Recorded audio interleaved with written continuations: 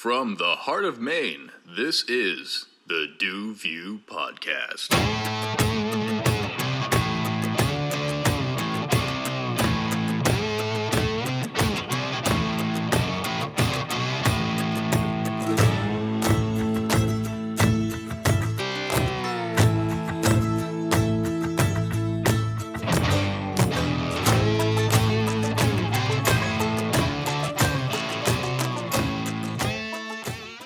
All right, and welcome to this month's episode, specifically your December holiday episode of the DuView Podcast. I'm your host, Du, a.k.a. Ryan Dumont, and joining me to my right here are three good buddies of mine. As you've seen, all three of them on here on the podcast before in order, Mr. Lucas Rushton, Mr. James, a.k.a. Jimmy Talalas, and Mr. John, a.k.a. Pony Rolleri, better known as the boys of L12. These guys, like I said to my right, are not only just good friends, but they're actually all my college roommates. And were nice enough to all join me on this episode. So, guys, welcome. And first and foremost, and how's everything going with you guys? How's life? Not all at once. Yeah, right. Yeah, not too bad for myself. Glad to hear it, Pony. Jimmy, how are things? Yeah, doing good, hanging in there. Right on. And Lou? Same. Right on. Cool. It's excellent to have you guys all here. I know everybody's wicked busy, especially with the holiday season and everything like that. So thank you guys for all just getting out of the way. Thank you guys for taking time out of your busy schedules to come in to Augusta and see me. So thank you for that. It's a pleasure. Yeah.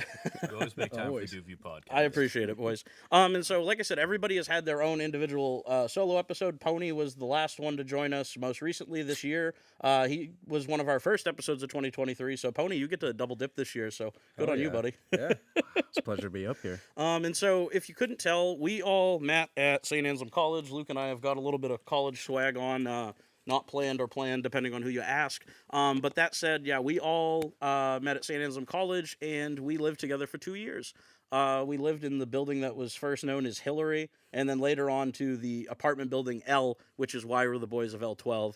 And we'll unpack some of those stories in just a little minute. But I guess we'll just kind of start from the beginning, guys. The three of us, Jimmy, Lucas, and myself, all knew each other and were friends and whatever. And Pony kind of was friends with Jimmy, but not as close with Lucas and I at the beginning, and as we kind of talked about in our solo episode, Pony. And so I guess coming in, being like the fourth man, how did it feel? Not to put you on the spot, but like... I mean, it was kind of interesting, because as we already discussed, with you especially, always just like heckling me with Ultimate Frisbee. Jimmy was just like, oh yeah, we'll live at Ryan and Lucas. I'm like, oh, I know both of them, but we're going to see how this is going to go, right. I guess. But yeah, it was fantastic. Way better than all my other college roommates. Well, that's good to hear. Yeah. I'm glad we set the bar so high for you, buddy. Honestly, yeah, I can't live with other people now. People always we just ruined you. Yeah, He's traumatized. Soiled it. yeah. No one would match that living experience, especially the fighting in the kitchen. Yeah, But I think that's fine. very few would. Hey, it is what it is, man. We had a good time, you know. And I guess for Jimmy.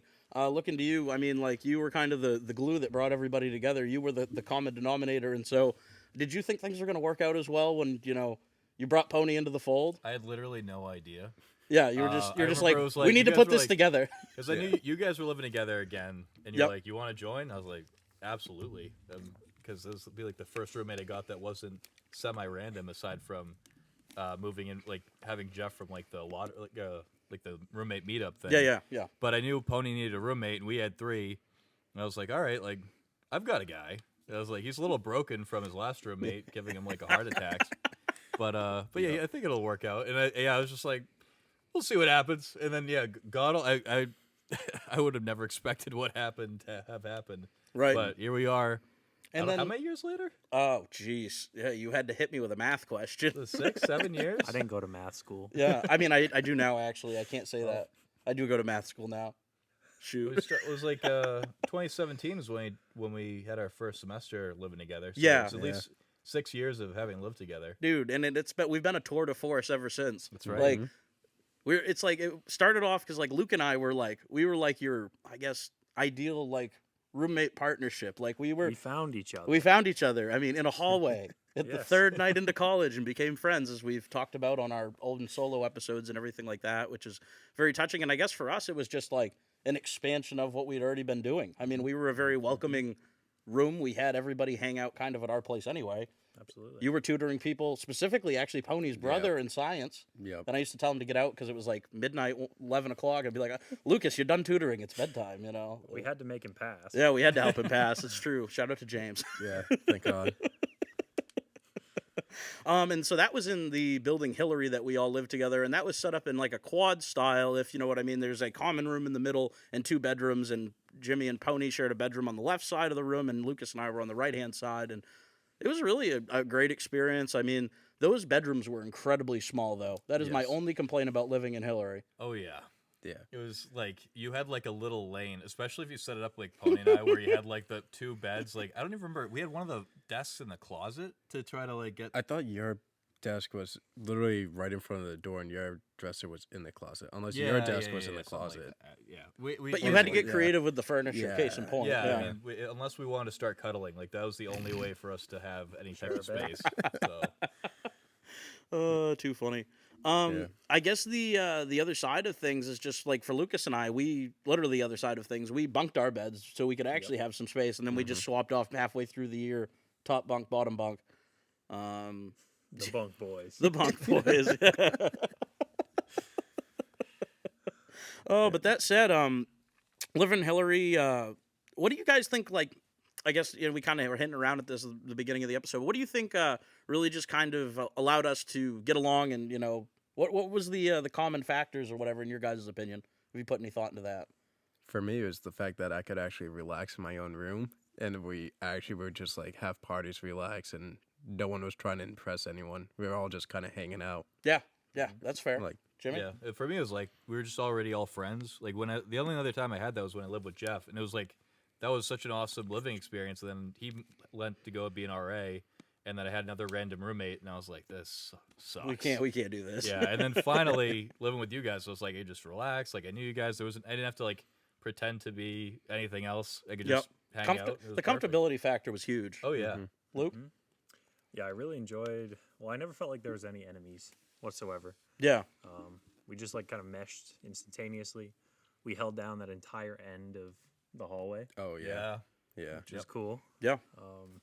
And then of course we had R.A. Tom. Yeah, and we had some great neighbor mates in the hallway too. Yeah. I mean, on top of having our very good friends Bobby, Timmy, Tyler, and Jake across the hall, and we also had Chappie upstairs. And at the end of the hall, we had James Bloor and Felipe, and we also had was it Emmett and Brett that lived together in the other room across the hall? I'm pretty sure the soccer boys. Was that in Brady? It could have been in Brady, too. But the years all kind of formed. Oh, no, that wasn't Brady, wasn't it? Yeah, the years all kind of blurred together. But case in point, every year I guess I'll own my own mistake here. We had a great living experience regardless of what building we were in. And I guess that kind of moves me to my next point. When we actually physically got our own apartment, which was the crowning moment. I mean, the way St. A's is set up, to kind of give some context, there's Uppers, which is where the seniors live, and there are townhouses in Uppers where you have like a living room and a kitchen downstairs and a bathroom, and then you go upstairs and you have some bedrooms. It looks like a house. It's very much like a real house in a lot of ways, just compacted. It's a townhouse, townhouse style. But on the flip side, if you didn't quite get the best lottery number, and we did okay. We had okay numbers. I think I ended up with one of the worst numbers that year. And Luke and I usually had great numbers. The first 3 years we had the lowest numbers in the class, and then we got the last like 2. And case in point, we got screwed. But anyway, Minor ponies. It was somebody's case in point. We had 2 guys with just bad numbers, and I was one of them.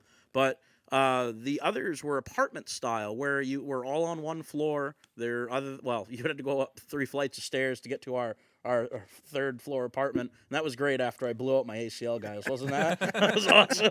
I love stairs. Should have put in those little that little extra scooter. Oh my God! The old folks home. Yeah, serious. Well, I mean, actually, that reminds me, Jimmy. I just blown out my ACL, and I'm like, someone needs to go to the grocery store with me. I'm gonna need a hand. And so Jimmy was nice enough to come with me, but with Jimmy, you usually, even if he's nice enough to do something, you end up paying in a little bit of a different way. And in this case, it was by the full-blown embarrassment. He decided to take my crutches as I was driving around one of the old people's scooters in Market Basket, and he was walking around like an AT-AT from Star Wars going... Like, I think I have a Snapchat video of it somewhere, and it's just like, this is why. And I think about moments like that, and like when we were on the Arizona trip, and I'm doing the vlog for the Arizona trip. And like at one point, I have the camera up. We're in this ghost town in Arizona, and they gave us these little like yellow rod things to basically go on the the mine ride, you know. Yeah. And so like in the mine tour, and Jimmy's over there flipping him like it's Star Wars, like he's Darth Maul or something like that. And it's just like, and I'm like, yeah, this is why I don't travel with him. So it's just, it's funny how we catch Jimmy over the years, but he keeps us entertained. You know, we love you, buddy. Oh, love you too. Forever young. He is, and that's the beauty of it. That's really the beauty of it. But case in point, we ended up on a 1-floor apartment with 1 bedroom on one side and another bedroom on the other side. And oddly enough, they were split by 2 bathrooms. One bathroom was like the interconnected like hallway in between. There was another hallway in front with another bathroom in front, and then kitchen, living room was the setup there. And so it was just kind of interesting, you know, how we made the best out of our not so good lottery numbers, really, right? And I mean, I guess what was your favorite part about finally getting into an apartment? We'll just go right down the line again, Pony. For me, it was actually being able to cook. Yeah, and not that's a big like, one. Walk to Davison on the time. Right. On the other hand, I would never have wanted a townhouse. Looking back at it, because you would have had everyone trying to get into your apartment, trying to party on the weekends at the time, and we actually had our own space to like retreat back to. Yeah, especially that's true. for Jimmy, who hated parties. Yeah. That's fair. That's Yeah, very I liked fair. our parties. It was nice because it was like as like the party would go, and then people would either start to filter out, or they'd stay for too long, or we'd get too many people, and I could just like go into our room, and then like slowly like people would just like be like, oh, where'd he go? And then I'd have like a smaller party in the bedroom, which was pretty hilarious. That's true. You'd have your own like little offshoot. It'd be like you and Haley and Tina and a couple other people. You know, I had like 10 people at one point there. I was like, why did I even leave? Like, do I have to go in the bathroom next? Like, but yeah, I think my favorite part was Pony being able to cook. Yeah, specifically Pony, right? Yeah, it was awesome. It was like a living Italian grandmother. It was just like coming home. It was like, what's for dinner today, Grandma? And it was just like this chicken beautiful chicken marsala. Yep, that's a great The only segue. thing I ever cooked was cinnamon toast, where it said cinnamon sugar that I put on wheat bread. You and did stick make in the French toaster toast oven. one time, I did make French toast one and time. you That do was make pretty good French toast, dude. I will give you credit That there. was my first French toast. Was in that apartment. That was cool. That's excellent. That's very excellent, You and your actually. Ezekiel bread. Yeah. Yes, That's Ezekiel bread, right? I remember I had a frozen loaf of it because that's just like, and you're like, yo, can I tap into this? I'm like, you can if you want to, dude. That's fine. Like, it was there in case we like ran out of bread or something. As it was but meant like, to be. yeah, I guess so, right? Like, and that's another great segue, you know, to Jimmy. You bring that up, and I'll let Luke go in just a second. But the roommate dinners were definitely a big highlight, and the roommate cooking cooking for me as well. Luke, what were you gonna go at? For my favorite thing? Yeah. About finally getting into the apartment, you know. Darts. Darts, yeah. Oh, I mean, yeah. to be fair, we did play darts in Hillary, but we had a much better place to play darts We had a in regulation size. alley. Yeah, dart alley. Dart alley, yeah. If that's the right term. I don't know if that's the right term for that or not. But Take yeah, it. I'll take it. Yeah, Yeah. that was phenomenal. I loved being able to prepare my own food, Yeah. like even my comfort foods, like even over easy eggs on rice. Yep. Like, You did that a lot. yeah, it's the best thing. Can't And then just complain, being, being around my friends Right? forever. Right. Forever. You're never going to leave. And I guess for me, I mean, it's a combination of a couple different things. I mean, it was just I'll just sum it up like this. It was the ability to all be in the same space. That was my favorite part of it because you know what?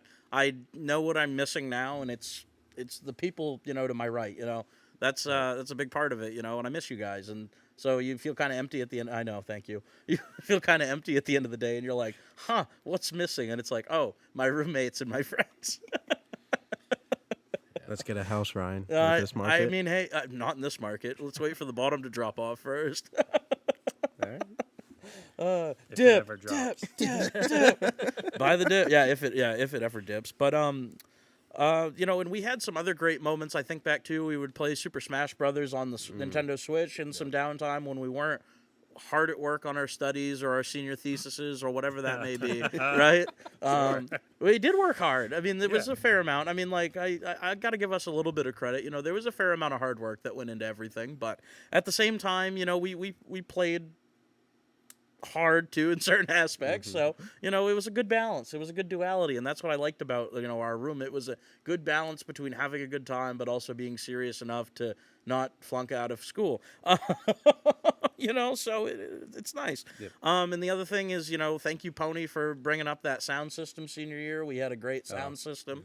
And I got to tell one story, though. We had Pony Fest one time. And I think I've talked about this story before on the podcast, but not even so much just like that we photoshopped Pony's head onto a bunch of different scenarios, like the three of us riding him on horses and like different things like that. The Mount Rushmore of all the different Pony reaction faces that we had saved over the year. But the best thing, arguably, was Pony was like, you know what? If it's Pony Fest, I'm on the aux tonight. And it's like I'm in control of the music, and we go, that's fair. That can be agreed to. But if you fuck up, you're losing the privilege of music.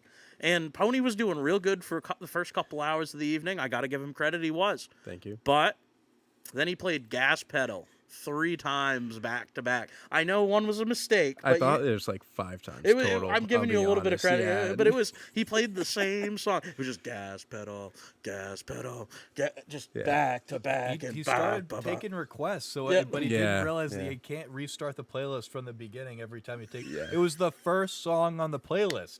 Yeah, I would just re-hit the play button instead of having it set to shuffle at that point. So then it just restarted from the top. And then Ryan just came over. He's like, "Pony, you're too fucked up. Give me the aux." And I'm like, "You know what? Fair enough, man. I am." All right. That was definitely a highlight for me. I got a real kick out of that, and it's just couldn't think of a better group of people to do it with. From the highs to the lows to Jimmy locking himself in his room to study. To and then to come out like quote, taking a test. Yeah, well, no, but when he had to buckle down, he did. But then the thing would kill me. He'd go and take a test, and it was like he took all of his energy and put it into that test. Because then he'd go eat, and like the kid would like devour half the coffee shop. It was like impressive. Like, you look at him and you think he'd look like me. It's like. I remember one time I went on a hike with 2 of our friends. Yeah. And we went down the wrong side of the mountain, so it wound up being like it was going to be a 4-mile hike. 4 miles up, 4 miles back, but then we went down the wrong side. It wound up being 16.5 miles. Jesus anyway. Christ. By the time we finally got back, I brought like 2 bottles of water and like a couple of Nature Valley bars. We came back, we went to C Shop, and I ordered a buffalo chicken calzone, 2 bacon cheeseburgers, 2 hot dogs, 2 pieces of steak, and a root beer float. And finished all of it. I ate the entire thing. It was $65 worth of food. Oh my God. And that's like meal plan like money, that's insane. That is insane. Oh my God. I'm sure that was followed by a deep slumber. Yeah, I probably went comatose for like 12 straight hours with his boots still on. Yep. That was the one thing, Jimmy, like that also this kid can fall asleep in jeans and boots still on. Mm-hmm. Yep. That is uncomfortable as hell for me. with his laptop still on his stomach at the time. It was impressive. That too. Wow. Can you fall asleep standing up? I haven't tried. Usually I'm like, I'm starting to fall asleep. At least let me hit the floor. Oh, That's no. a good idea. Oh, gosh.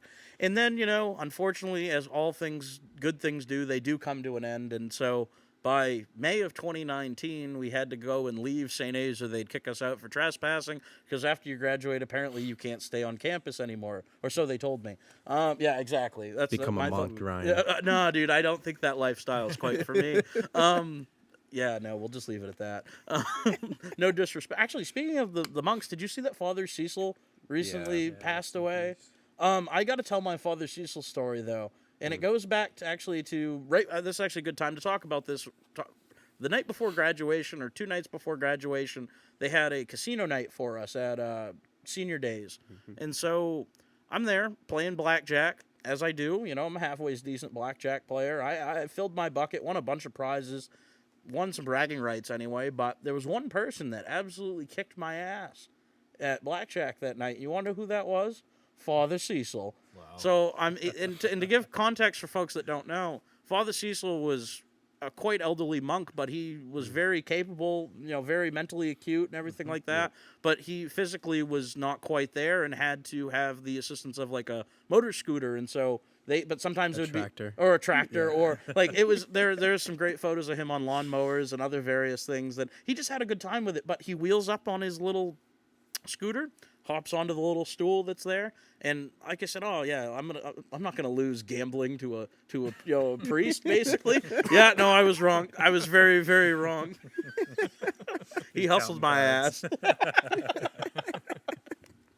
He hustled my ass, but and it's funny after as when you see someone has passed, it kind of makes you think about things, and I go, yep, I thought about that very fondly, after I'd hear that this past week, and it was just too bad, but like I said, all good things unfortunately do come to an end, and including life, but in regards to our college experience, it did end in May of 2019, and we all kind of went our separate ways. Well, with the exception of Jimmy and I, who ended up living together again, and Pony and Jake, who ended up living together in Manchester too. And so, I ironically enough, Pony, I think I saw you twice.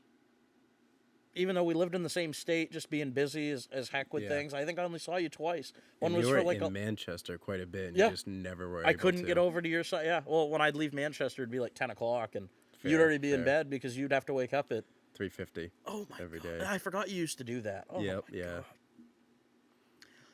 Oh, speaking of a lack of sleep, though, this is a good segue into our next bit to talk about, because I think I slept maybe 10 hours the whole weekend. Was our buddy's Jeff's bachelor party.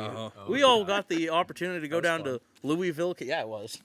We all had the opportunity to go down to Louisville, Kentucky this past August of 2023 to celebrate our buddy Jeff getting, and his now wife, Devin, getting married for his bachelor party. Jeff has been on the podcast, been a guest, and also a great friend of the collective. L12 adjacent. L12, also known as the L12 adjacent. Jeff used to come over and hang out with us all the time when he wasn't doing his duties, RA duties. And so we ended up going down to Louisville, Kentucky. That was my first time in like the real South, or like south of Virginia. Same thing for the rest of y'all. No, I had never oh, been that's south right, of Pony. Gettysburg. You'd done some time, right? Yeah, I went to Mississippi for a week for a service trip. Well, it is the South. I mean, I've as been much forced down there as much before. as Kentucky did change my perception of the South a little bit, it's still the South. I mean, Yeah. especially Mississippi, Alabama, the deep South is where you Yeah. start to lose me. Well, in the education levels, but that's here nor there. I will say, great people though. Yeah, I'm sure. Amazing people. Yeah, no, but Louisville specifically though, love that town. And now that we have our bearings, I talked with Jeff, talking with Jeff a couple weeks ago. He goes, now that we have our bearings, we could go back and have no issue. And I go, oh yeah. I mean, there's like more or less one street that everything's kind of sort of on anyway, which was the main drag where like Stevie Ray's was and all the other like distilleries, like the big ones. You know what I mean? Like, Oh yeah. Now we'll know that you need to book like Old Forester like 3 months in advance to. oh my God, I know. Get a tour. That was crazy. And I guess reflecting on the trip, I mean, what was I guess just going down the line again, because that's what we've established this episode. What was everybody's favorite part of the trip? Starting with you, Pony. Probably the White Castle at 2 a.m. every Which single night? time. Oh, yeah, both nights. Okay. Yeah, we were. Yeah. I mean, that was always an interesting. You would have thought we would have learned after the first time going there with everyone's stomach problems the next day after eating. I didn't the have White any Castle. stomach. I don't know what you're talking Well, about. I did you didn't eat- have any stomach Did you have trouble. chicken or the sliders? I had sliders. It's White Yeah, the Castle, dude. I ain't slider. having Okay, chicken at. No, the it was the chicken sliders. I rings. had chicken the first night. Well, just bumming off of people's chicken Yeah, the rings chicken as fries, they had yeah. 'em. And then I had the sliders the next day, and I felt like I was hungover. I wasn't actually hungover, but like I felt it. The White Like, Castle hung It just, cheese. yeah. I barely drank because I was trying to make sure that we got the 7 people that went with us back home. Yeah. And I had that White Castle, and I woke up like feeling worse than I ever could have if I had been drinking all night. I needed Pony's omeprazole to get that was insane. No, but seriously, I would say the whiskey tour the second day that we were there that was the one with the record, the symbol with the Copper and Kings. Thank you. Yeah, Yeah. Because I was a one of cool the few place. people that That was a weren't cool place. hungover, and just watching everyone just kind of suffer through the testing at one point, and then especially Matt Bettinelli, he was just like, I don't know if I can do this. Poor guy.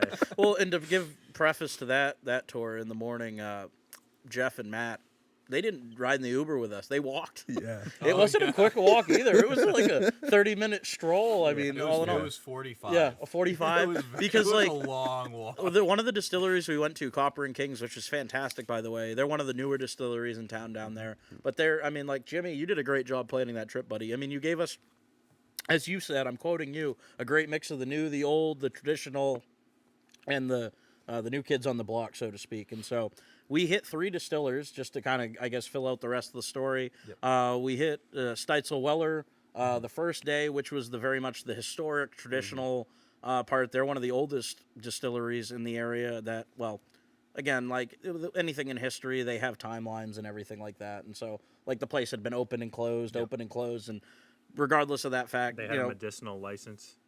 Yeah, that's true. Yep, booze. medicinal license to produce booze.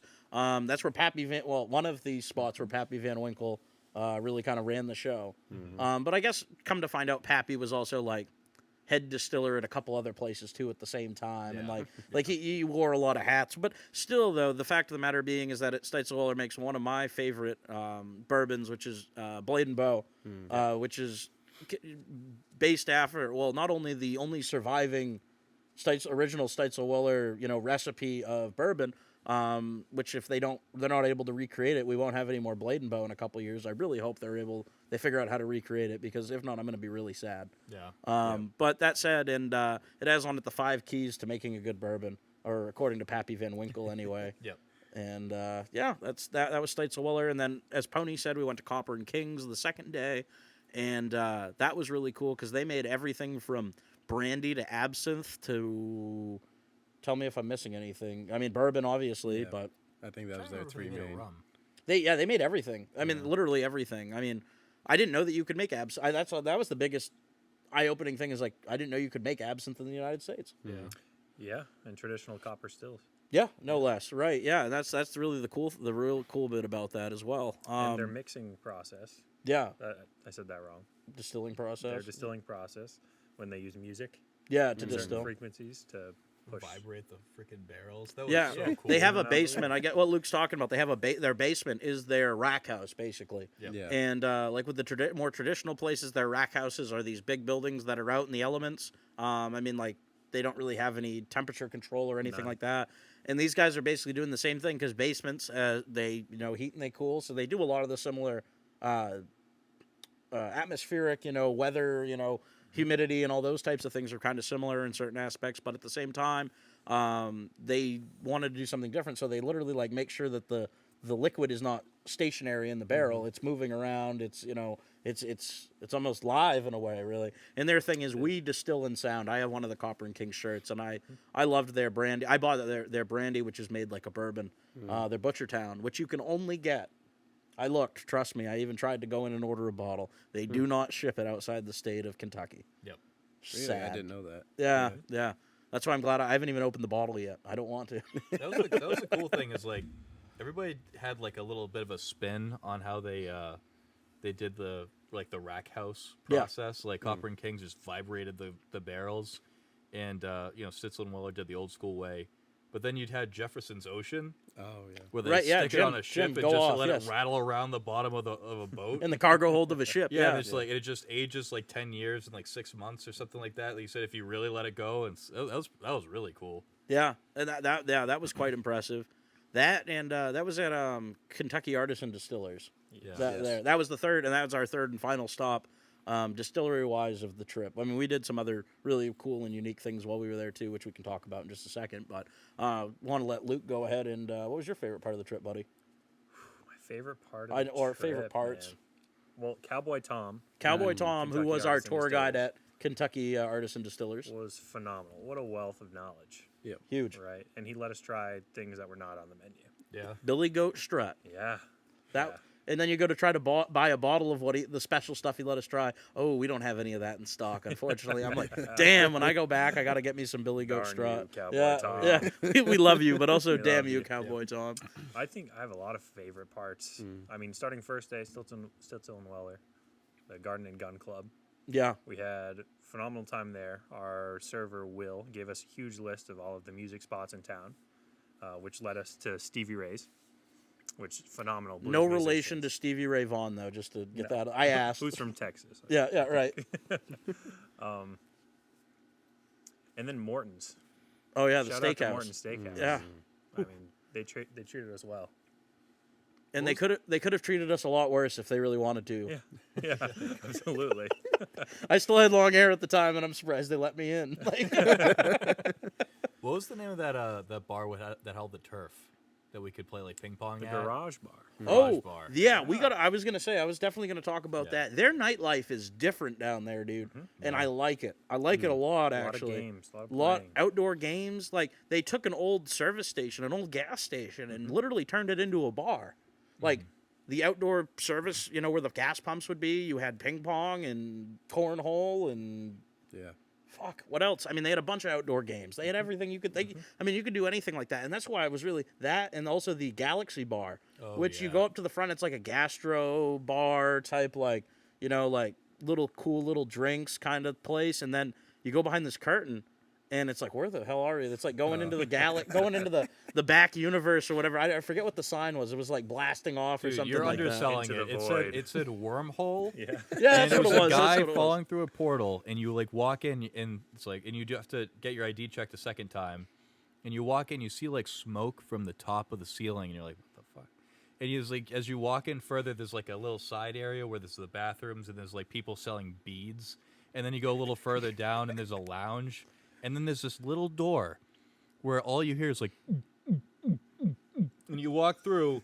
And oh my god, It's a warehouse party. full rave with like the lights and the disco ball and like people dressed as cats with like yo-yos, and I was like, The hula hoops. Yeah, it was like the they had the craziest. hula hoop people. yeah, it was like the wildest. People using belts as clothing. Yeah, Oh my God. when the lights came on, you It wish was they like, were off. wow, that's considered a shirt. I didn't know that.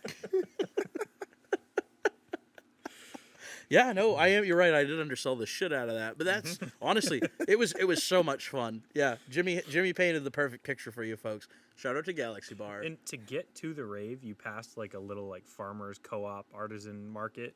Yeah, where you could also buy like freeze dried margarita shots Yeah, too. yeah. I went and bought some of those. I didn't see that. Yeah, no, there was like a guy. He was doing a fundraiser for his. It was either college or high school. He was like the teacher or the TA or something like that. He was doing a fundraiser for his like kids, and they were doing like dry ice and like mixing drinks. It was unbelievably very tasty and also inebriating. So it was a good time. Shoot. Yeah, no, and just for me, I guess, kind of rounding it out. I mean, well, you were done, right? Yeah, I mean, I could keep going on. Yeah. I guess to round it out on my end, though, I guess just being able to experience a new place with my friends. And I guess for me, we could have gone anywhere.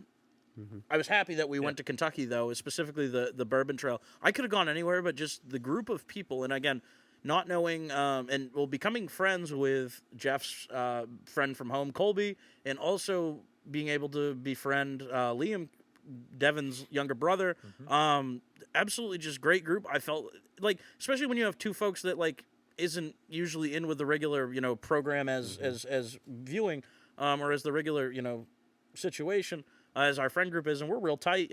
It's always interesting when you add a couple new folks to the array, and I thought everything went great, and everybody got along fine. There was no like friction or anything like that. Everybody's great. I mean, everybody's friends. We hang out. That trip like brought everybody together. Like, I mean, Colby hangs out with us now, which is cool. I mean, like it's cool to expand the friend group with folks, especially like when you have a good trip. And I guess for me specifically, I really like going to Louisville Slugger. I'm glad we got to do that. Being as I mean, my dad's a huge baseball guy, and I mean, I kind of did it for him too. Just to like took a couple pictures of things, and just really kind of cool. He and I watch a lot of baseball together, so it's just. I like the game. I like watching the game of baseball for whatever reason. Like I could I'll go. I mean, I wish the Red Sox didn't suck so badly, but like I would watch I'd go to Fenway. I love watching live baseball. I mean, go down to watch the Sea Dogs a lot during the summertime, as much as I can. So, and I guess just getting to experience some new beverages that I never would have experienced otherwise. I know experienced a lot. I'm a big history guy, so.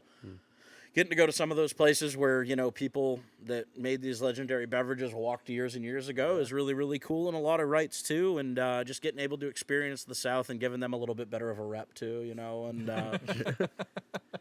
You're welcome. Can we just touch base on how at Louisville Slugger you can hit baseballs with bats from other players? Yeah, you and can get Jimmy threw his bat by accident. I did not throw my bat. It because he was slid out so of my sweaty he was so hands. nervous. his sweaty ass hands. Yeah. It was like, as I was getting there, I was like, okay, all right, here we go. And I'm like, and I get up there, and like the longer I was thinking about it, the more I was like, oh man, like this is Babe Ruth's bat. Man, this grip isn't very tacky. Man, a lot of people are wearing gloves. And then like the first swing I missed because I was trying to go slow because I knew it was gonna fling out of my hands. Second one, I was like, all right, let me just let it happen and just see what happened. It slid out of my hands, even with like the little butt of the club. It just flew through my fingers. Again, that was so bad. Poor lady was so taken off guard. She was so surprised. Yeah. Yeah. No, I mean, I grabbed Ted Williams' bat and used his. Yeah, that's glad you mentioned that, John. That's good. That's real. It was really fun. That was really fun, and I mean, yeah, a little bit of a laugh on the way too. That's too good. That's too good. I guess now this can be either from the trip or just in general. Mine, I happen to find a new favorite bourbon because of the trip. But what would you say your favorite bourbon is? Either, like I said, from the trip or just if you or you can give me a couple, narrow it down if you have to. I mean, because like I said, we tried some very, very yummy stuff on that trip. And for those of you who aren't into the bourbon world, I highly recommend you do. It is not an old man's beverage. So, Pony, what are you thinking? I mean, I got two safe bets. Yeah. Would be the Four Roses bourbon and then also the Blade and Bow. Yep. Myself, those are definitely my go-tos. Yeah. I would have to say my favorite one, Lucas, you're going to have to help me out, or Jimmy, was Jeff's super expensive whiskey that he let us try the last time we hung out with him. Is it like Taylor's? E.H. Taylor's small batch. Yeah. Taylor's I small didn't get batch. to try that one yet because obviously I didn't get to go to that one. But Yeah, well, Jimmy, you got a bottle, so next time we all hang out at your place, sounds like a plan come on, to me. crack it open. Do you remember how much that is per glass? Lucas kind of. The secondary market of it is unreal because it was a pre-1980s distilling of it, and so it uses the same mash bill as Pappy 23 as we know it. Oh. So Yeah, it's pretty expensive now because it's rare. You Yeah, can't really yeah. find it now, so I'm surprised he allowed us to have it. Just unobtainium. yeah, we were just out there smoking cigars, and he was like, "Yeah, let's just crack it open. Let's do this." And we're like, "Okay, All right. If you're sure, you're sure. you don't have to twist my arm." Yeah, Like, right, It yeah. was phenomenal. Jimmy? Yeah. Yeah, I've got a couple. I think that my favorite one from that trip was definitely the Billy Goat Strut. I don't know why. Ooh. I mean, we only got to have a shot glass worth of that, but it was just the flavor was so pungent. Like it was just such a different experience than anything else we had at that tasting or in general. And I think my safe bet is always Basil Hayden's. Yeah. I've always had a couple of bottles of that. And I think it's hard to pick an absolute favorite, but just to be different from Four Roses, I'd say Angel's Envy. Yeah. It's always another great one. Yep. Just it's so safe, but so much flavor. Especially their small batches are so good. Yeah, definitely. My favorite from the trip was I.W. Harper Okay. over at Stitzel-Weller. It was off the American market for so long, but still present in the Japanese market. So you get a lot of those dried fruits and floral notes that you wouldn't normally get. And then to be different, the White Lightning. Oh, yeah. I think that's true Southern moonshine in its purest form. And that's when it's that's the first real distilling batch. That's your first hearts, your first part of the hearts before it's sat in any type of barrel or it's clear, the clear White Lightning as the name implies. And I guess for me, obviously I mentioned Blade and Bow being one of my favorites, but I also really, there's, I guess to plug a Maine bourbon, there's the Wiggly Bridge, makes a very good Maine-based bourbon. Had a bottle of that and fell in love with it. So, and it's very, very accessible at New Hampshire liquor and wine outlets, all sold out throughout the state of Maine too, and any of the spirit outlets and such. So, Highly recommend that if anybody's looking to get into something made up here. Okay. So, Cool. and there's a lot, and that's actually kind of the cool thing. Like everybody, don't get me wrong, some of the best bourbons are made in Kentucky, but there are some really great bourbons that are made outside of the state of Kentucky too. Mm-hmm. That other people, it's amazing what people can do that nowadays. It's like like when we were doing the tour with Cowboy Tom, I asked him like how much would it cost to like set up a still and everything like that. Oh, he'd be like thousands of dollars, and I go. And I was doing some research, guys, and like they make these things called apartment stills. They're like maybe like that, and you make like obviously smaller batches, but like you can set them up in your house, like Wow. like or in like a garage or something. I'm like, oh, right here. I was like, or right here, yeah, exactly. The It was like DuView still. yeah, the DuView podcast and distillery. I don't know. No, but on a serious note, from coming back from that trip, that is something very high on my list that I would like to try and do sometime is make my own. You make the do.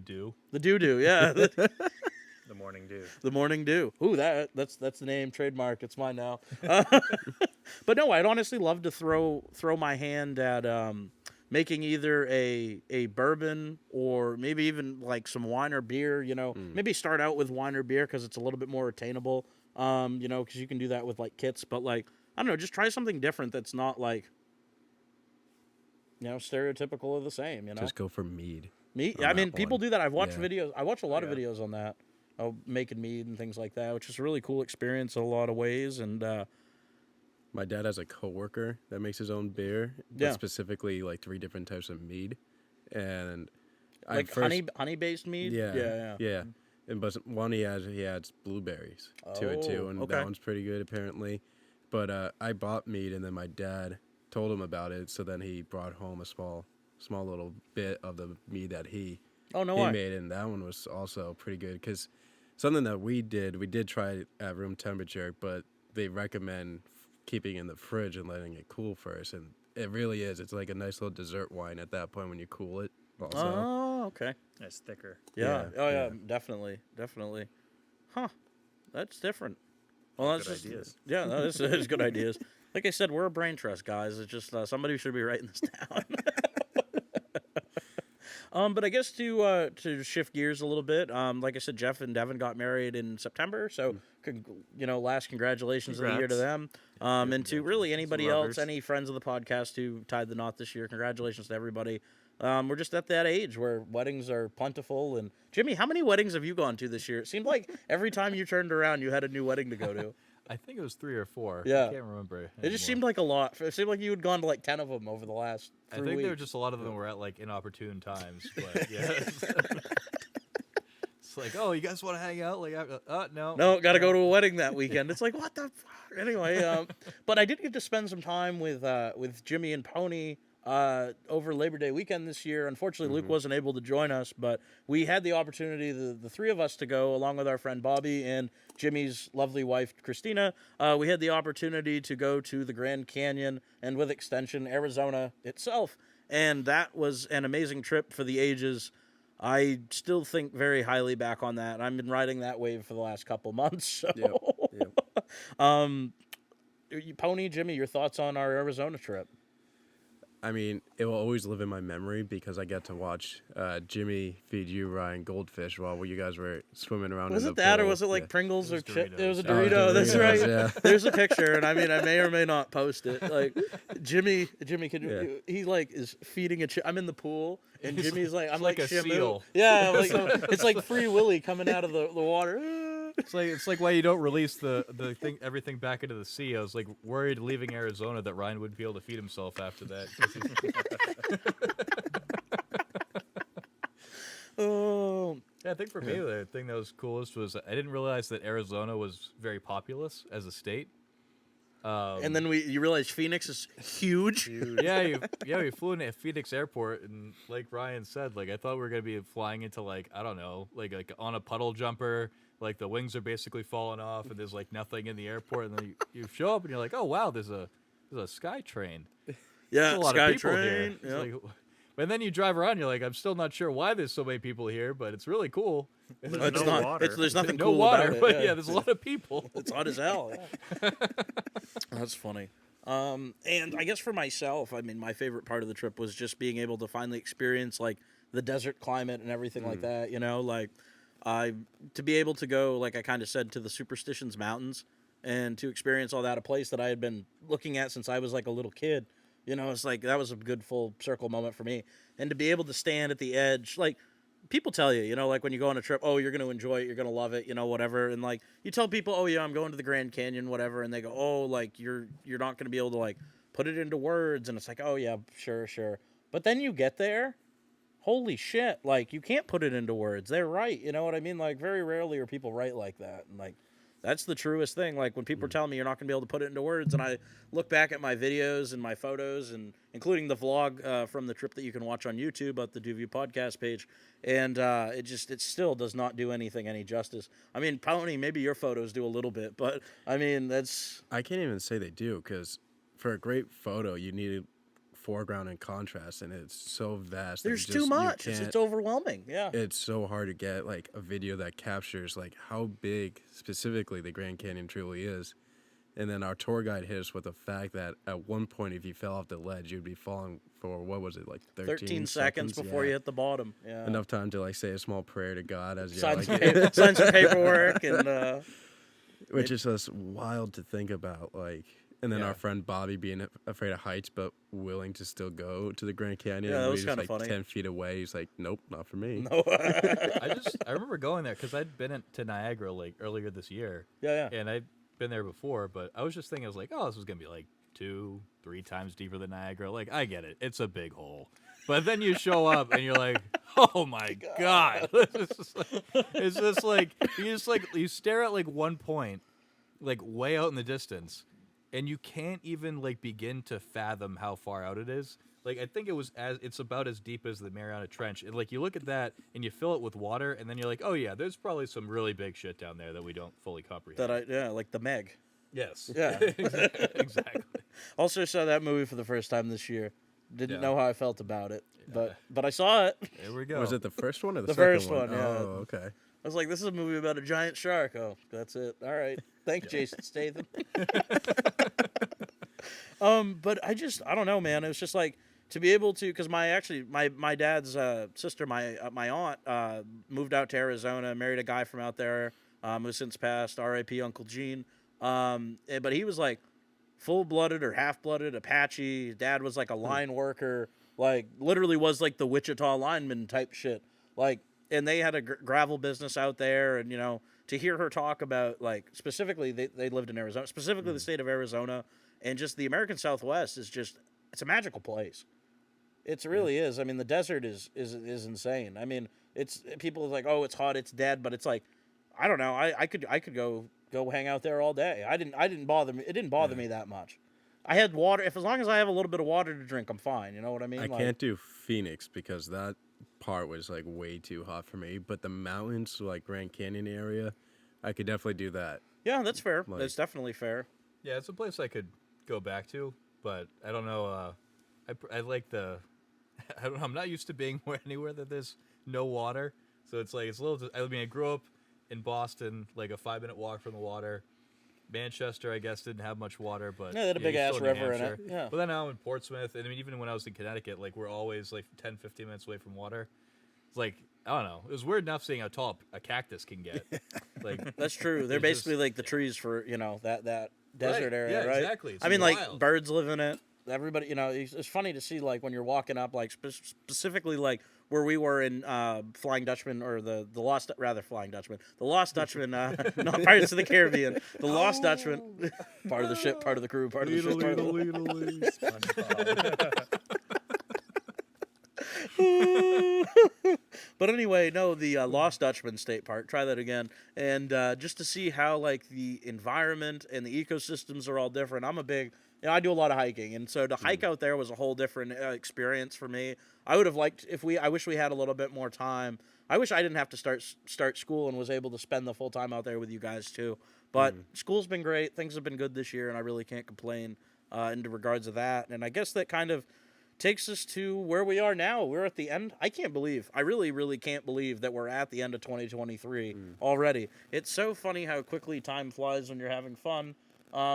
Especially, you know, in this day and age where things get crazier by the day. I mean, especially up here in Maine, we've had an interesting year. I mean, not to talk about our current events too much, but we had the shooting and everything like that, and which affected Lucas's community pretty heavily, and just I don't know. Just kind of wrap up things here, guys, with reviewing the year and looking at the year in review. And I'm cautiously optimistic for certain things, but also scared for other reasons. If you get where I'm coming from, I see we're going to be entering into a presidential election year here, and I see some things that scare me. I see some things that also make me feel very hopeful and optimistic, but I don't know. It's just kind of a mixed bag for me. I don't know. What are you guys looking at things going into 2024 and rounding out 2023? How do you feel about the state of being and everything like that?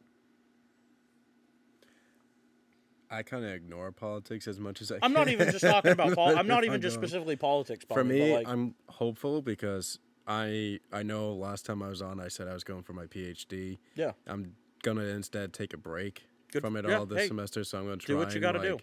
Get a job, kind of like refocus myself, see where life kind of takes me. Yeah. Maybe pursue photography a little bit more, but we'll see what happens. And see, that's kind of hopeful for me. See, and it's a little bit different because we all do things in different stages of life, and what we do for jobs affects that too. But like for you, like being you've been in academia, like even after the rest of us graduate. Well, I mean, Lucas was in grad school, but and I mean, I'm back in school now. But you were in academia all the way, Yeah, I mean, even teaching, though. Teaching, yeah. You haven't had a break. So. I guess what I'm saying is you haven't had a break from the school. True, yeah. I mean, I was a laborer during my summer jobs, but I've never stepped away from schooling, which I guess is now a little bit hard because I'm kind of just done with the whole scene, which is kind of disappointing because I love the research, but I'm hating the academic side to it all now, which is why I feel like I just need to step away. That's probably the best thing at this time, Yeah. Jimmy? Yeah, I think for me, I'm excited. Main thing is just going to be, hopefully this year will be closing out the journey of getting my my CFA designation, Chartered Financial Analyst. Third test is I'm taking it next August and be like kind of a pseudo master's degree for finance. And it's just, that's exactly what it is. Yeah, so that'll be really nice and just be good to have summers back. Yeah. And then also we've got Christina and I planned a trip to go to Ireland again next year. So nice. For hopefully 2 weeks. And I think she's never been, so I'm so excited to go back and just completely skip Dublin and just go into the countryside and potentially never come back. Yep, that's fair. So. Understandable. Just send me a postcard so I can come visit. Send a forwarding address. Yep. The motherland. Yeah. What a great trip that was. Oh, yeah. I love Ireland. Sorry, Pony. I wish you could have made it on that one. Yeah, I was a little too poor at that one. Oh, boy, were we all. Fair enough. I had Still am now. $60 in my account by the time we landed. That was a dangerous trip. Yeah, it was. But the prices on the flights. Yeah. Yep. Can't argue there. Discount. What about yourself, Luke? Let's see. I'm excited for a crypto bull run this upcoming year. Okay. I'm excited for the stock market to drop. Yep, that's definitely going to happen. The housing market to maybe drop. Maybe, if we're lucky. Yeah, if we're lucky. Interest rates to go drop, if we're lucky. Let's see. Coming October, I'll be 2 years in my position, so I'll reach my requirements to be fully licensed. Nice. Exciting. And I'm excited to spend more time with friends. Yeah. And just to experience the world more. I'm so excited that this pandemic's down. Yeah. Although, it's going around again. We're not locked down. We're not locked in place. Right. Excited to play more music. Yeah, we've been doing that, and Luke and I have been getting together and playing with his dad, Chris. Yeah, a couple times. It's been every 2 weeks the last couple. Just busy with wrapping up I'm almost done with my semester of school, so we've got finals coming up here pretty soon. So, and I guess to just round things out with myself, like I said, I'm cautiously optimistic. I know that the political side of things weighs a little bit more heavily on me than it does others. That's also what I used to do. That's what my major was in. That's what I did for work. So. Just has a different impact on me and on my things, but I am concerned about, and I guess there's a little bit of a tirade for a minute, but I'm concerned about the heart and soul of America. I'm concerned about the heart and soul of our country. The social fabric. The social fabric, and it's like, man, like even the things we used to like agree on and like get along with just aren't there anymore. And I'm not talking about assigning blame for who did it. We know the blame. People know who to assign the blame to and things like that. But just trying to find a pathway forward, not just trying to be ignorant to the sense that certain groups have done certain things or whatever, but just trying to find a pathway forward as a collective as compared to a bunch of polarized individuals. That's the big thing for me. And I mean, starting that on the local level and working it up. Even in my own hometown, there are a lot of problems that need to be addressed. And, Augusta, we're fighting a huge homelessness, drug epidemic, and lack of affordable housing, and a bunch of other, issues that are no different or unique to any other place in the country. Everybody's facing. It seems like just about every town you go to in this country, they're facing the same problems. It's the same 2 or 3, just in a different order. You know what I mean? Like, it's either something to do with education, something to do with homelessness, and then something to do with affordability of living.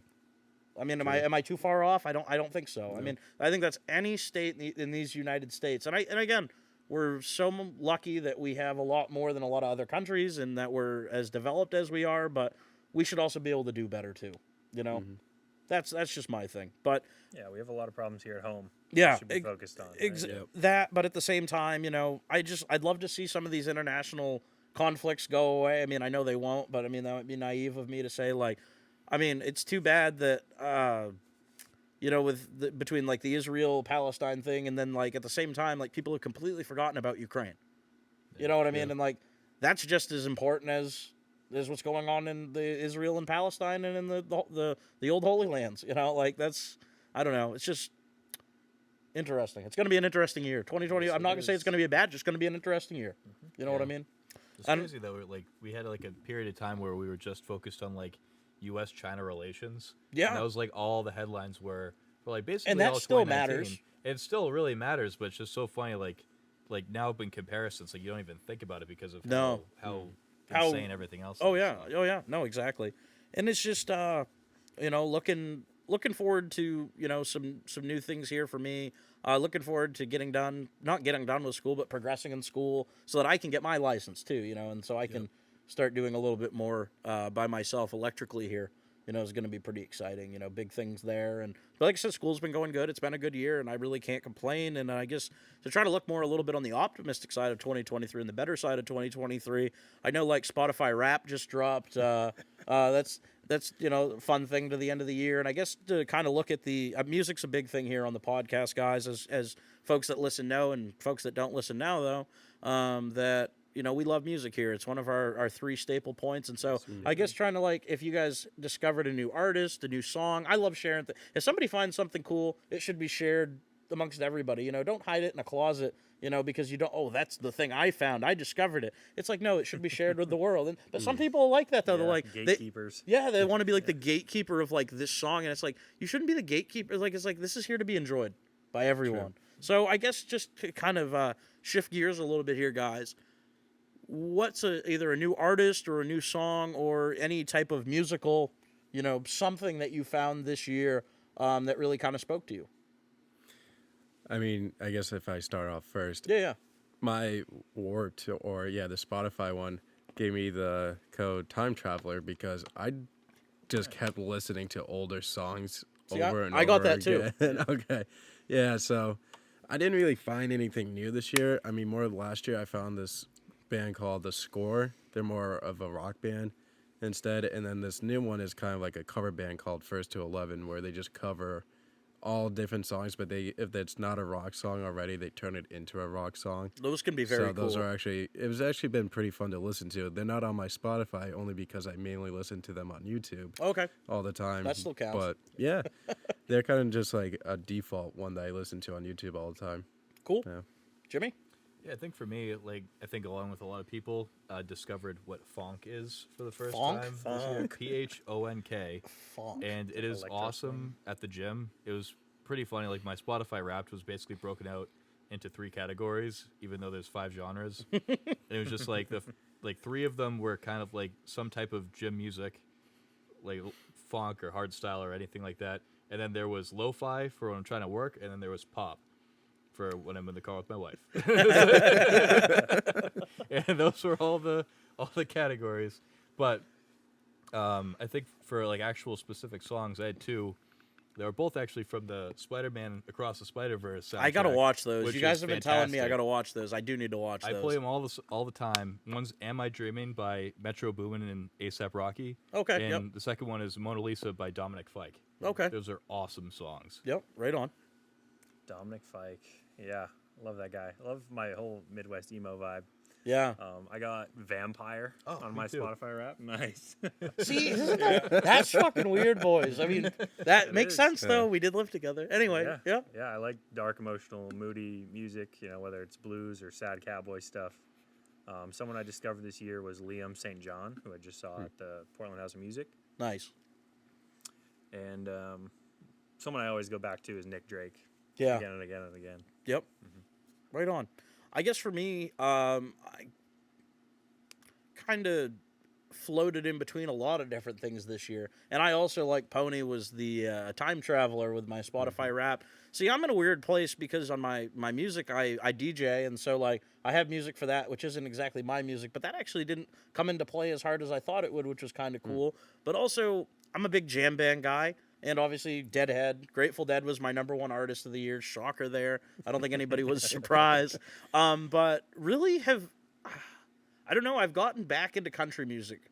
But not like country, like pop country. Like, I'm talking traditional country music. Real or like country coming out of like Appalachia. And that actually ties into my new artist, my favorite artist of 2023, which is Mr. Ian Noe. Ian Noe is a gentleman from Eastern Kentucky. He's an Appalachian boy, born and raised. He has a couple great albums out.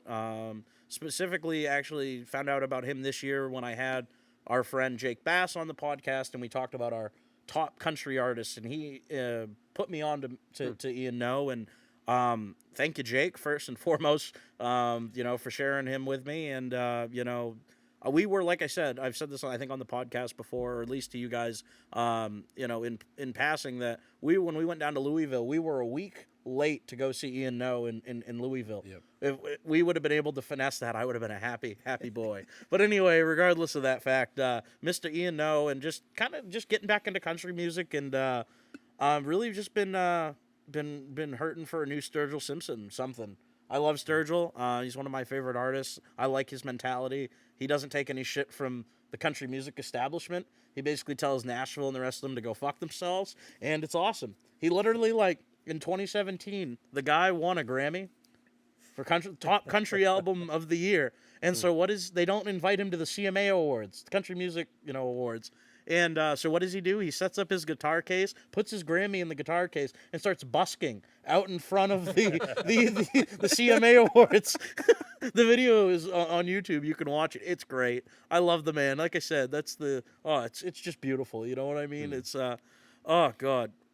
But aside from music, have you guys found anything in any other forms of media that really kind of spoke to you this year? Whether a movie, a book, or anything along those lines? Because I know everybody's into, or TV show. I know I'm probably a little bit more watching, I still read occasionally, but I definitely watch more than I read nowadays, which is what it is. But I know everybody does things a little bit differently. So John, anything that really kind of spoke to you this year aside from music, in other media? I mean, I guess for me, it was just like, again, photography kind of growing on that one. I'm always watching new YouTube videos on just different photography skills, stuff like that. Growing your own art. That's very true. Yeah. I really don't read, besides my academic journals that I have to read for my. So I think that's the reason why I really don't read. At the end of the day, I'm like, nah, I'm just good on that one.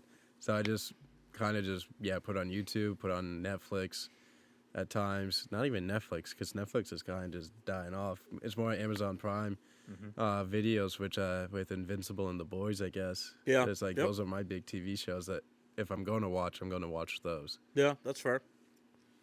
Yeah, I think for me, for a movie, I watched Interstellar for the first time. And that's one of those movies where you, like, go to sleep and you just stare at the ceiling afterward and, like, contemplate life and then think about the movie again. And then you watch, like, breakdown videos of the movie and they don't help and then just have to rewatch it again. It's so good. It's just such a great... And now I've been on kind of like a Nolan kick, but he's really good. I've really enjoyed that movie. It's probably my favorite movie I watched this year. And then for a book, I've actually one that I've been working on right now, which is just called The Design of Everyday Things by Don Norman, which is really interesting. It's just basically he's an engineer that became a human psychologist, and basically it's just him looking at different objects and talking about how like they work or don't work, and what the design is basically like, ways that you can act with an object, and how you can signify people can act with an object, and how often in everyday life, if you have like a push door next to a pull door, but they have the exact same handle, like there's no way that you'd be able to delineate that in your mind. But people don't think about that because for engineers and physics people, they don't really think the way humans think. So you've got to actually like pull it back on the reins and like redesign it. It's really, really cool. I highly recommend that book if you want one that's See, I say that too, when especially at work, when some electrical engineer somewhere designed, like, how the fuck does that work? Don't blame the physicist. Blame the engineers on that one. We don't do that stuff. We build stuff. We tinker. It's on a very large scale. And then an engineer takes it and is like, oh, we can make this smaller by doing this and this. It's like, how do we fix this, though? Yeah.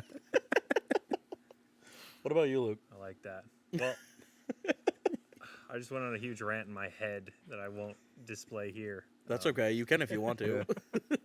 Because, I mean, there's a lot of, like, psychology and design, and we've been in a huge absence of that for so long. And you can see that in our architecture and the way our cities were not designed. Yeah. Obviously not for people. Lack of city planning. Yep. But for me, I've been reading The Reality Game and books about happiness, all edited by Rollo May and Maslow, which is like, yes, does my work, but also those are topics that I'm kind of obsessed with. Yeah, that's why you chose to go into that field. Right. But on a lighter note, The Creative Act by Rick Rubin. Oh, yeah. Is phenomenal. The legendary producer. Yeah. Who can't play any instruments, allegedly. None.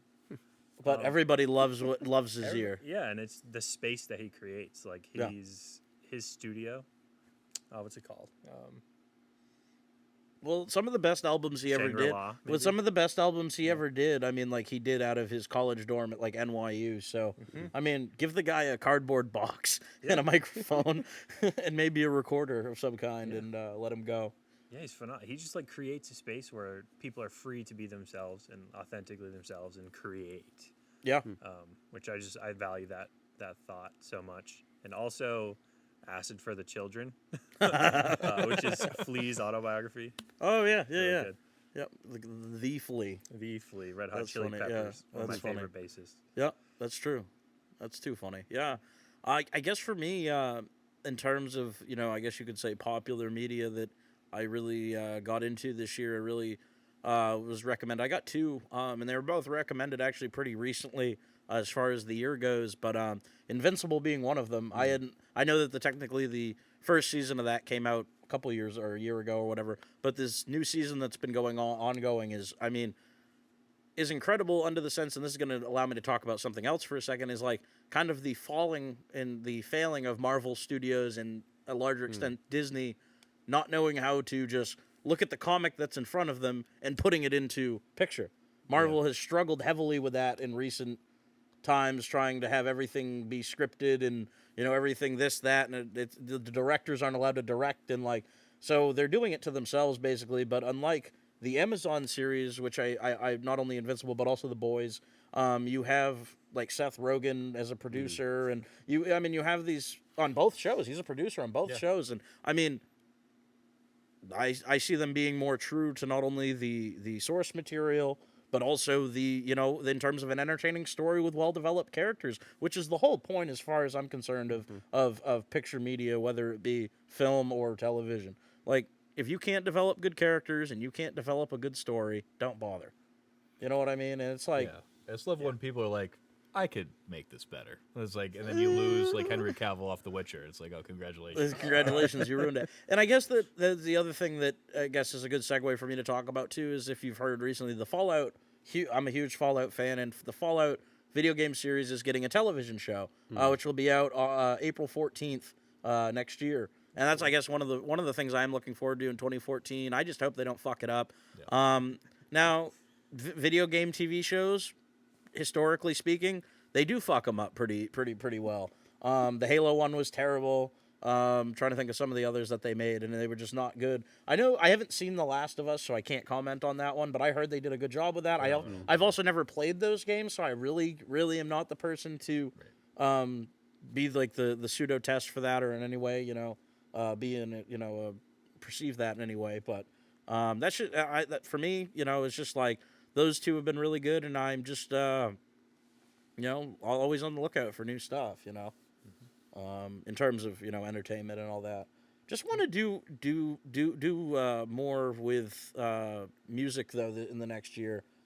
Specifically get away from, when I have a little bit more time, and I have more time to myself, being able to, like, play music with Lucas and just play music in general. Also would like to produce an album. I guess it kind of goes into what I'm talking about in 2024. I'd like to produce some type of album. I have as you can see, I have all this wonderful equipment and, to do it. And so maybe we'll start producing music too here at some point in the next year. It's something I'm going to try. Studio. So so that's just kind of, and I guess that kind of segues into the one thing I'm looking forward to in 2024. And I guess that's kind of my last question for you guys. What's I know we kind of talked about things we're looking forward to. What's one specific thing, if you have anything? I know, Jim, you talked about your test, but is there one real specific thing in 2024 that you're looking forward to? For me, no. It's again, just trying to become away from academia and just move on. I haven't really thought past that one. Yeah. That's fair. And it is that. hard to think, and I understand with a question like that. Sometimes it is hard to think past, even the next couple months, because life's weird, we're busy, and I'm just hoping for more free time, I guess. You deserve it, dude. You really do deserve it, Pony. You've worked hard. I'm not saying bow wow, but I'm saying you've worked very hard in your academic pursuits up until now. Yeah. You deserve it. Thanks. Yeah. I think for me, it's there's not one specific thing, but I think 2023 as a whole was, every year it has a lot of, great silver linings and everything like that. Yeah. That one was I feel particularly challenging for some people. It wasn't had some rough patches for myself and a lot of people I'm close to. And I just feel 2024, 2025, it might just be that I like the numbers better. Yeah. But I feel more fond going into those than I am being in this year. So I'm excited going forward. I feel like there's good things in store. Yeah, most definitely. I'm looking forward to recording more music. Yeah. Yeah. Nice. And I hate to be that guy, but I'm looking forward to more golf. Yes, absolutely. I am actually going to play some more golf this year as well. That is definitely within my plans as well, and hopefully seeing you guys out on the course and all that. So can I put in a formal request for another Instagram Live, Lucas? You did more one jams? on my honeymoon. Yeah, more jams. And I have been waiting for another one. You got more jams. Maybe even doing Lou live jams. We'll see. We'll see. But like I said, just want to thank you guys for a great year. Thank you guys for some great trips this year and making the memories what they are and all that. Thank you guys, obviously, for making the trip up here. I know it's, easy for Luke, not so easy for you other boys. So just wanted to thank you guys so much for tuning in and coming on the podcast, and just everybody for tuning in this year. Thank all my guests for those of you who came on. Greatly appreciated. I know we swapped over to the once-a-month format, which was taking a little bit of getting used to, but hey, I'm busy. Time's busy, so been a great year, guys, and I can't thank everybody enough involved, and really looking forward to 2024. Stay up to date on all of our happenings with the podcast, DuView 207 on Instagram, and the DuView Podcast everywhere else. Go ahead and check out our vlog from the trip to Arizona, amongst many other things. And so just go ahead and check us out and stay up to date with everything. We'll come out with an announcement when the next new episode is going to come out in the new year. And so thank you, Luke. Thank you, Jimmy. Thank you, Pony. And we'll see everybody here in 2024. Bye-bye.